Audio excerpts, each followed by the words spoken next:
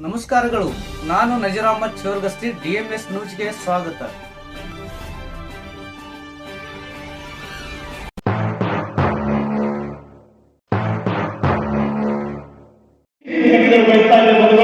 ಆಗುವ ಉದ್ದೇಶಕ್ಕಾಗಿ ಇವತ್ತಿನ ಈ ಕಾರ್ಯಕ್ರಮವನ್ನು ಹಮ್ಮಿಕೊಳ್ಳಲಾಗಿದೆ. ಈಗ ಈ ಒಂದು ಕಾರ್ಯಕ್ರಮದ ವೇದಿಕೆ ಮೇಲೆ ಅವರನ್ನು ಗೌರವಿಸುವಂತಹ ಇಡೀ ನಮ್ಮ ವೇದಿಕೆ ಎಲ್ಲ ಗಣ್ಯಮಾನ್ಯರ ವತಿಯಿಂದ ತಮ್ಮೆಲ್ಲರ ವತಿಯಿಂದ ತಮ್ಮ ಕಾರ್ಯಕ್ರಮ. ಆದರೆ ಈಗ ಅವರ ವೇದಿಕೆಯಲ್ಲಿ ಅವರ ಸನ್ಮಾನ ಮಾತ್ರ ನಡೀತಾ ಇದೆ ವೇದಿಕೆ ಮೂಲಕ.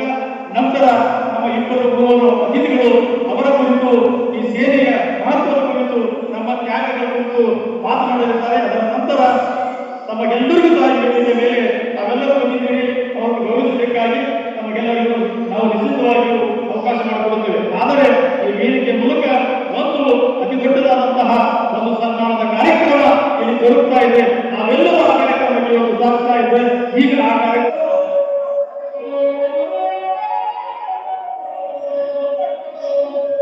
ರಾಜ್ಯ ಸಂಘದ ಅಧ್ಯಕ್ಷರು, ಪದಾಧಿಕಾರಿಗಳು, ಈ ವೇದಿಕೆ ಎಲ್ಲ ಗೌರವವಾಗಿದ್ದಾರೆ.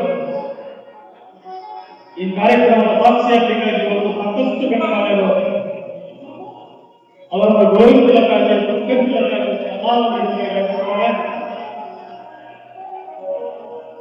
ಈ ಕಾರ್ಯಕ್ರಮದಲ್ಲಿ ಒಂದು ಅಭೂತಪೂರ್ವವಾದಂತಹ ಸನ್ಮಾನದ ಕಾರ್ಯಕ್ರಮ. 38 ವರ್ಷಗಳವರೆಗೆ ಸೇನೆಯಲ್ಲಿ ಸೇವೆ ಸಲ್ಲಿಸಿದಂತಹ DMS ನ್ಯೂಸ್ ನಿಮ್ಮದೇ ಧ್ವನಿ. ಲೈಕ್ ಮಾಡಿ, ಶೇರ್ ಮಾಡಿ, ಕಮೆಂಟ್ ಮಾಡಿ, ಸಪೋರ್ಟ್ ಮಾಡಿ. ತಮ್ಮನ್ನು ದೇಶದ ಸೇವೆಗಾಗಿ ಅನುಭವಿಸಲಿಕ್ಕಾಗಿ, ತಮ್ಮನ್ನು ದೇಶದ ಸೇವೆಗಾಗಿ ಸಿದ್ಧಪಡಿಸಲಿಕ್ಕಾಗಿ ಈ ಒಂದು ಕಾರ್ಯಕ್ರಮ ಸಂಸ್ಥೆಗೆ ಒಂದು ಮಾದರಿಯುವಂತಹ ಕಾರ್ಯಕ್ರಮ ಆಗಿದೆ. ಸನ್ಮಾನವನ್ನು ಮಾಡಿದಂತಹ ಎಲ್ಲ ಗೌರವಗಳಿಗೆ ನಾನು ಈ ಸಂದರ್ಭದಲ್ಲಿ ಎಲ್ಲರ ಪರವಾಗಿ, ವೇದಿಕೆ ಪರವಾಗಿ, ಗಾಂಧೀಜಿಯವರ ಕುಟುಂಬದ ಪರವಾಗಿ, ಒಂದು ಬಳಗದ ಪರವಾಗಿ ಅವರಿಗೆ ಕೇವಲ 5 ನಿಮಿಷದಲ್ಲಿ ಕಾರ್ಯಕ್ರಮದ ಉದ್ಘಾಟನೆಯನ್ನು ಮುಂದಿಡುವಂತಹ ಒಂದು ಕಾರ್ಯಕ್ರಮ ಮಾಡಿದ ನಂತರ ನಮಗೆಲ್ಲರಿಗೂ ದಯವಿಟ್ಟು ತಾವೆಲ್ಲರೂ ಈ ಕಾರ್ಯಕ್ರಮದ ಮುಗಿದ ನಂತರ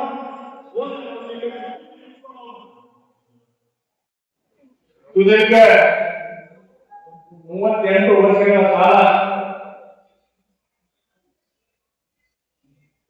ಭಾರತಕ್ಕೆ ಸೇವೆಯನ್ನ ಮಾಡಿ ಇವತ್ತು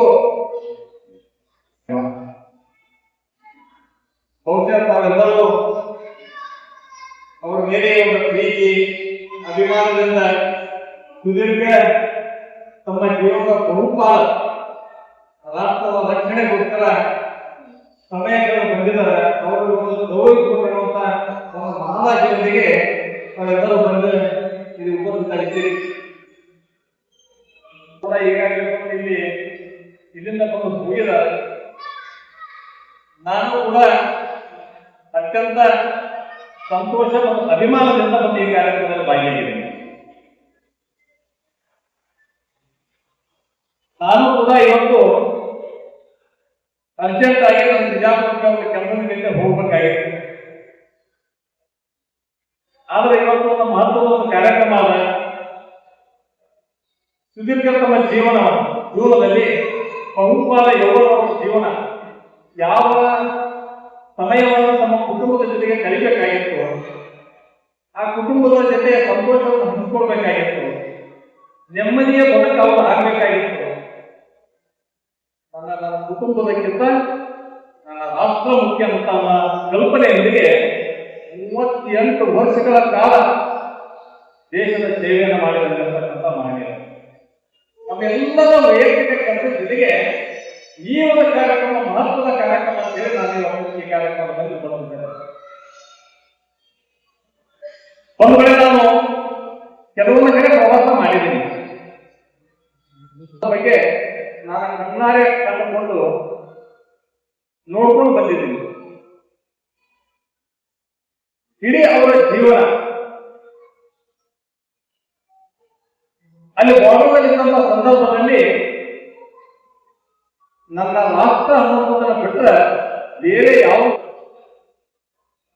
ನಾವು ರಾಷ್ಟ್ರದ ಒಳಗಡೆ ಇದ್ದಂಥವ್ರು, ನಾವು ನಾಗರಿಕರು, ನಾವೆಲ್ಲರೂ ನೆಮ್ಮದಿಯಿಂದ ಇಲ್ಲಿ ಜೀವನ ಮಾಡ್ತಿದ್ರ ನೆಮ್ಮದಿಯಿಂದ ನಾವು ಉದ್ದಾಡ್ತಿದ್ರೆ ಅದಕ್ಕೆ ಗಡಿಯಲ್ಲಿ ನಿಂತು ಅವ್ರು ಏನು ಉಸಿರಾಡ್ತಾರ ಆ ಗಾಳಿಯಿಂದ ಭಾರತದ ಧ್ವಜ ಹಾರಾಡ್ತದಂತ ಮಾತು ಕವಿ ಬರೀತಾರೆ. ನಾವು ದೇಶದೊಳಗೆ 140 ಕೋಟಿ ಜನ ವಾಸ ಮಾಡ್ತಾ ಇದ್ದೀವಿ ಭಾರತದಲ್ಲಿ. ನಾವೆಲ್ಲರೂ ಸುರಕ್ಷಿತವಾಗಿ ನೆಮ್ಮದಿಯಿಂದ ಸಂತೋಷದಿಂದ ಅಧೀನತನಕ್ಕೆ ಕಾಣಿ ಕರೆದು ಅನೇಕ ಜನ ನಿವೃತ್ತಿ ಹೊಂದಿ ಬಂದಿದ್ದರು ಕೂಡ ಇಲ್ಲಿ ವೇದಿಕೆ ಮೇಲೆ ಕೆಳಗಡೆ ಇದ್ದಾರೆ. ನಾವು ಕನಿಷ್ಠ ಪಕ್ಷ ನಾಗರಿಕ ಸಮಾಜದಲ್ಲಿ ಇದ್ದವರು ನಾವು ಅವ್ರ ಜೀವನ ಹೇಗಿರ್ತದ, ಅವ್ರ ಸಮಯ ಹೇಗಿರ್ತದ, ಯಾವ ಸಂದರ್ಭದ ಕರೆ ಬರ್ತದ ಗೊತ್ತಿಲ್ಲ. ಕರೆ ಬಂದ ತಕ್ಷಣ ಎದ್ದು ನಿಲ್ಲಬೇಕು. ಅಂದ್ರೆ ಸದಾಕಾಲ ಜಾಗೃತರಾಗಿರ್ಬೇಕು, ಸದಾಕಾಲ ಜಾಗೃತರಾಗಿರ್ಬೇಕು. ನಾವಿಲ್ಲಿ ಒಳಗಡೆ ಇದ್ದವರು ನಮ್ಮ ವೈಯಕ್ತಿಕ ಬದುಕ ನಾವು ಹೇಗಿರ್ತದ, ನಾವು ಸಣ್ಣ ಪುಟ್ಟ ನಮ್ಮ ಓಣಿಯಲ್ಲಿ ನಮ್ಮ ಮನೆ ಮುಂದ ಈ ಸಮಾಜ ನಮ್ದು, ಈ ಊರ ನಮ್ದು ಅನ್ನೋಂಥ ಭಾವನೆ ಕೂಡ ನಮ್ಮಲ್ಲಿ ಕೊಡ್ತಾ ಇರ್ತದೆ. ರಕ್ತ ಸಂಬಂಧ ಹಂಚಿಕೊಂಡಿರ್ತಕ್ಕಂಥ ಬಂಧುಗಳಲ್ಲಿ ಕೂಡ ಅದರ ಕೊರತೆ ಆಗ್ತದೆ. ಅಂಥದ್ರಲ್ಲಿಯೂ ಕೂಡ ಯಾವ ಜಾತಿ ಇಲ್ಲ, ಯಾವುದ ಭೇದ ಇಲ್ಲ. ರಾಷ್ಟ್ರ ಅನ್ನೋದು ಒಂದೇ, ರಾಷ್ಟ್ರ ಧರ್ಮ ಅನ್ನೋದು ಒಂದೇ ಒಂದು ಸದಾ ಕಾಲ ಅವರ ಮನದಲ್ಲಿ ಇರ್ತಕ್ಕಂಥ. ಜಗತ್ತಿನಲ್ಲಿ ಬಹಳಷ್ಟು ದೇಶಗಳನ್ನು ನೋಡ್ತಾ ಇದ್ದೀವಿ. ಬಹಳಷ್ಟು ದೇಶಗಳು ಬೇರೆ ಬೇರೆ ಕಾಲ ರೀತಿಗಳಿಂದ ಮುಂದುವರೆದಿರಬಹುದು. ಜಗತ್ತಿನೊಳಗೆ ಯಾವ ದೇಶದ ನಾಗರಿಕರು ಕೂಡ ಭಾರತದಷ್ಟು ನೆಮ್ಮದಿ ಜೀವನ ಯಾವುದಿಲ್ಲ, ಯಾವ ಸಂತೋಷವಾಗಿಲ್ಲ. ಅವರೆಲ್ಲ ಕಂಪೇರ್ ಮಾಡಿ ನಮ್ಮಲ್ಲಿ ಹಲವಾರು ಜಾತಿ ಭಾಷೆಗಳು ಇದೆಲ್ಲದರ ಮಧ್ಯೆಯೂ ಕೂಡ ನಾವು ಒಂದಾಗಿ ಮಾಡ್ತಾ ಇದ್ದೀವಿ. 140 ಕೋಟಿ ಜನ ವಾಸ ಮಾಡ್ತಕ್ಕಂಥ ನಾವು. ಇದಕ್ಕೆ ಕಾರಣ ಏನು? ನಮ್ಮ ಹಿರಿಯರು ನಮ್ಗೆ ಕೊಟ್ಟಿರ್ತಕ್ಕಂಥ ಸಂಸ್ಕಾರದ ಫಲ. ಆ ಸಂಸ್ಕಾರದ ಫಲದಿಂದ ನಾವು ಕೂಡಿದ್ದೀವಿ. ಆದಿಮನಿಯವರು ಜನ್ಮ ತಾಯಿಗಳು ಮಂಗಳೂರು ಗ್ರಾಮ. ನನ್ನ ಹಿರಿಯರು ಬಸವಗೌಡರು ಹೇಳ್ತಾ ಇದ್ದಾರೆ ಅವರ ಮನೆತನದ ಒಡನಾಟದ ಸಂಬಂಧ ಏನು ಅಂತ ಹೇಳಿ. ಮೊನ್ನೆ ದಿವಸ ನನ್ನ ಕಾರ್ಯಕ್ರಮಕ್ಕೆ ಆಹ್ವಾನ ಮಾಡಲಿಕ್ಕೆ ಬಂದಾಗ ಕೂಡ ಹಾದಿಮನಿ ತಾಯಿ ಹೇಳ್ತಾ ಇದ್ರು ಕೊಣ್ಣೂರಲ್ಲಿ ನನ್ನ ಏನೋ ಒಂದು ಸಂಬಂಧ ಒಡನಾಟ ಇತ್ತು ಅಂತ ಹೇಳಿ. ಮತ್ತೆ ಅವ್ರಿಗೆ ಬಿಗಿತನ ಮಾಡಿದ್ರು. ನನಗತ್ಯಂತ ಆತ್ಮೀಯರು ಹಿರಿಯರಲ್ಲ ಆಗಿರ್ತಕ್ಕಂಥ BS ಮಾಗೇಶ್ ಅವ್ರ ಮನೆತನದ ಹೆಣ್ಮಗಳನ್ನ ತಂಗಿಗಳು BS ಮಾಗೇಶ್ ತಂಗಿಗಳು ಈ ರೀತಿಯ ಸಂಬಂಧಗಳು ನಮ್ಮ ಹುಡುಗರದ ಬಹಳ ಜನ ಹುಡುಗರದ ನನ್ನ ಸಹೋದರ ಬಂದಾರ. ಮಾಗಿಯವರು ಕೂಡ ಎಲ್ಲಾ ಸಮಾಜದ ಎಲ್ಲರ ಜೊತೆ ಒಳ್ಳೆಯ ಒಡನಾಟದ ಸಂಬಂಧಗಳು ಇಟ್ಕೊಂಡು ಬಂದಿರತಕ್ಕಂಥವ್ರು. ಹೀಗೆ ನಮ್ಮ ಭಾರತ ಯಾಕೆ ಜಗತ್ತಿನೊಳಗೆ ಒಂದು ವಿಶೇಷ ಆಗ್ತದಂದ್ರೆ ನಮ್ಮ ಗ್ರಾಮೀಣ ಪ್ರದೇಶದಲ್ಲಿ ಇರ್ತಕ್ಕಂಥ ಮಾನವೀಯ ಸಂಬಂಧಗಳು, ಜಾತಿ ಭಾಷೆ ಮೀರಿರ್ತಕ್ಕಂಥ ಭಾವ, ಆ ಸಂಬಂಧ ಯಾವುದೇ ಜಾತಿ ಯಾವುದು ನೋಡಂಗಿಲ್ಲ. ಅಣ್ಣ ಕಾಕ ಮಾವ ಈ ಸಂಬಂಧಗಳಲ್ಲಿ ನೋಡಿ ಈ ಸಂಬಂಧಗಳ ಆಧಾರ ಮೇಲೆ ಜೀವನ ಮಾಡ್ತಕ್ಕಂಥವ್ರು ಭಾರತೀಯರು. ಹೀಗಾಗಿ ಜಗತ್ತಿನೊಳಗೆ ಅತ್ಯಂತ ಭಿನ್ನವಾಗಿ ನಿಲ್ತಕ್ಕಂಥ ರಾಷ್ಟ್ರ ಯಾವುದು ಕೇಳಿದ ಭಾರತ. ಅದು ನನ್ನ ಭಾರತ ಅನ್ನುವಂಥ ಹೆಮ್ಮೆ ನಮಗೆ ಅನ್ನೋದ. ನಾವೆಲ್ಲರೂ ಇವತ್ತು ಮಿಲಿಟರಿ ಒಳಗೆ ಅವರು ನೌಕರಿ ಮಾಡಿ ಬಂದಾರ. ಸುದೀರ್ಘ 20 ವರ್ಷಗಳ ಕಾಲ ಅವರು ರಾಷ್ಟ್ರಕ್ಕೋಸ್ಕರ ಸೇವೆ ಮಾಡಿ ಬಂದಾರ. ಅವರು ಬಂದಾಗ ಅದಾದ ನಂತರ ಪ್ರತಿನಿತ್ಯ ಅನೇಕ ಸಂದರ್ಭಗಳಲ್ಲಿ ಅವರು ಯಾವ ರೀತಿ ನಾವು ನೋಡ್ತಾ ಇದ್ದೀವಿ, ಅವ್ರಿಗೆ ಯಾವ ರೀತಿ ನಾವು ಗೌರವಿಸ್ತೀವಿ ಅದನ್ನು ನೋಡುವ ಜೊತೆಗೆ ಅವರ ಕುಟುಂಬ ಇಲ್ಲಿ ಏನು ಬಿಟ್ಟು ಹೋಗಿ ಅವರ ಅಲ್ಲಿ ತಮ್ಮ ಸಮಯ ಕಳಿತಾರಲ್ಲ ಆ ಸಂದರ್ಭದಲ್ಲಿ ಅವರು ಕುಟುಂಬದ ಜೊತೆ ನಮ್ಮ ಸಂಬಂಧದಲ್ಲಿ ಏನು ಅನ್ನೋದು ಕೂಡ ನಾವು ನೋಡಬೇಕು. ನಾವು ಬೆಂಗಳೂರಿಗೆ ಹೋಗಿದ್ವಿ, ಅವರು ಕೂಡ ಅಲ್ಲಿ ನಮ್ಮ ಸಂಬಂಧದಲ್ಲಿ ಜೀವನ ಅವರ ಸಮಯ ಕಳಿತಾ ಇದ್ದಾರ. ಆ ಕುಟುಂಬದ ರಕ್ಷಣೆಗೆ ನಾವು ನಿಂತಿರುವಂತದ್ದನ್ನ ಕೂಡ ನಾವೆಲ್ಲರೂ ಕೂಡ ಜವಾಬ್ದಾರಿ ತೆಗೆದುಕೊಳ್ಳಬೇಕಾಗಿರ್ತಕ್ಕಂಥ. ಹೀಗಾಗಿ ನಮ್ಮ ಹಬ್ಬ ಹರಿದಿನಗಳಲ್ಲಿ ಅನೇಕ ಜನ ಇವತ್ತು ಮೊದಲು ಹೋಗಿರ್ತಕ್ಕಂಥ ಇವತ್ತು ಅವರ ಕುಟುಂಬಗಳನ್ನ ಹಿತವನ್ನ ಕಾಯ್ತಕ್ಕಂಥ ಕೆಲಸ ಕೂಡ ಸಮಾಜದಲ್ಲಿ ನಾವು ಮಾಡಬೇಕಾಗಿದೆ. ಯಾಕಂದ್ರೆ ಇವತ್ತಿನ ಈ ಕಾರ್ಯಕ್ರಮ ಕೂಡ ನಮ್ಮ ಹಾಲಿಮನಿ ಸಾಹೇಬರು ರಾಷ್ಟ್ರ ಈ ಕಾರ್ಯಕ್ರಮದ ಮುಖಾಂತರ ನಮ್ಮ ಯುವ ಮಿತ್ರರಿಗೆ ಒಂದು ಪ್ರೇರಣೆ ಪಡ್ತಕ್ಕಂಥ ಕಾರ್ಯಕ್ರಮ ಆಗಲಿ ಅನ್ನುವಂಥ ಸದುದ್ದೇಶದೊಂದಿಗೆ ಈ ಕಾರ್ಯಕ್ರಮ ಮಾಡ್ತಾ ಇದ್ದಾರೆ. ಅದರ ನಾವೇ ನಾಗರಿಕ ಸಮಾಜದಲ್ಲಿರುವ ನಾವುಗಳು ಯಾರೇ ರೀತಿಯೊಳಗೆ ನಮ್ಮ ನಿವೃತ್ತವಾಗಿ ಬಂದ ತಕ್ಷಣ ಅವರನ್ನ ಸಮಾಜದಿಂದ ನಾವು ಇಂದ ಗೌರವ ಕರ್ಕೊಂಡ್ಬರ್ತಕ್ಕಂಥ ಕಾರ್ಯ ಆಗ್ತಾ ಇಲ್ಲ. ಆ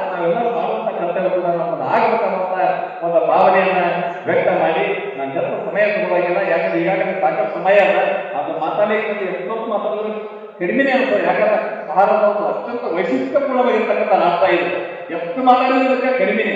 ಅಂತ ರಾಷ್ಟ್ರದಲ್ಲಿ ಜನಿಸಿರ್ತಕ್ಕಂಥ ನಾವು ಸೌಭಾಗ್ಯವನ್ನು, ನಾವು ಪುಣ್ಯವಂತರ, ನಾವು ಇಂಥ ಒಂದು ಜಯಂತಿಯಲ್ಲಿ ಜನ್ಮ ತಾಳಿರ್ತಕ್ಕ ಈ ಕಾರಣದಿಂದ ಎಲ್ಲ ಭಾವನೆಗಳನ್ನು ಇಟ್ಟುಕೊಂಡು ನಾಗರಿಕ ಶಿಷ್ಟಾಚಾರ ಅನ್ನುವಂಥದ್ದು ಏನದ ನಮ್ಮ ಸಮಾಜದಲ್ಲಿ ನಾವು ಏನಾದರೂ ನಾವು ರಸ್ತೆ ಬಳಿ ನಾವು ಎಲ್ಲಾದ್ರೂ ಒಂದು ಬೈಕ್ ನಿಲ್ಲಿಸಬೇಕಾದ್ರೆ ನಾವು ಎಲ್ಲಿ ನಿಲ್ಲಿಸಬೇಕಾಗಿರೋದು, ನಾವು ನಮ್ಮ ಓಣಿ ಗಲೀಜಾಗಿರ್ತಂದ್ರೆ ಅದನ್ನು ಶುದ್ಧಿ ಮಾಡ್ತಕ್ಕಂಥ ಕಾರ್ಯ ನಮ್ಮದಲ್ಲ.